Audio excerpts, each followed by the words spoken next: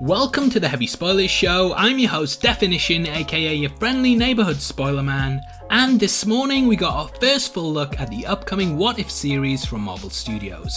The images follow up on last month's few frame reveals at Disney D23, which showed Peggy Carter being put through the machine that created Captain America and injected him with super soldier serum, and then we saw her in full uniform holding up the shield as Captain Britain, I think. Should it be? Captain Peggy Carter. Anyway, this was followed up this morning by more images that were posted on Twitter, and there's quite a lot to unpack from them. Firstly, it seems like a lot of these are very heavily Peggy Carter focused, and I think it's a safe bet to assume that this will be the first show that the project will be leading with, as in chronological order it's also one of the main starting points of the MCU, though there are rumours that the Eternals will change this up heavily and actually put the origin back 35,000 years to when the Celestials roamed the galaxy.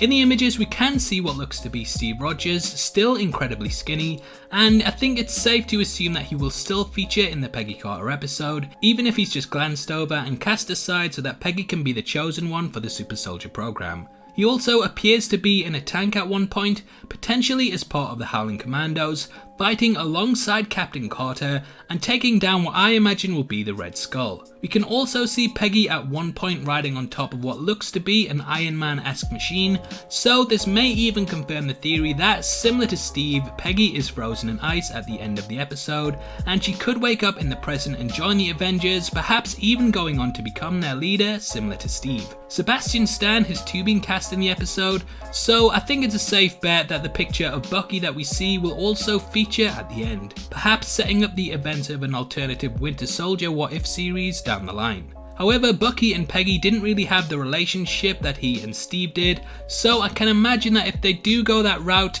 the events of the film will play out completely different. Star-Lord too can be seen here, and this backs up the rumours that the What If series will explore the alternate timeline with the character that was created in Avengers Endgame, where Star-Lord was knocked out, the Power Stone was taken, and Thanos, Nebula and the Black Order were killed. It could potentially show Ronan the Accuser as the person who gets the Infinity Stones, and that definitely would be an interesting direction to take. And lastly, perhaps the most interesting one, is the image of Steve as a zombie. There were rumours that Marvel Zombies was going to be making an appearance as a What If special, and this pretty much confirms it. The Marvel Zombie series is a blast, and it's such a black comedy that this'll definitely be awesome to see as its own episode. I think that this will probably be one of the most fun episodes, as all of the graphic novels that centre around the zombies have a real dark humour to them as we watch the heroes go through the galaxy, eating it planet by planet. There's so much to unpack from this, and I have seen some people say that they don't really like the animation style, but I think it looks really good. It reminds me a lot of the Animatrix and Love, Death and Robots,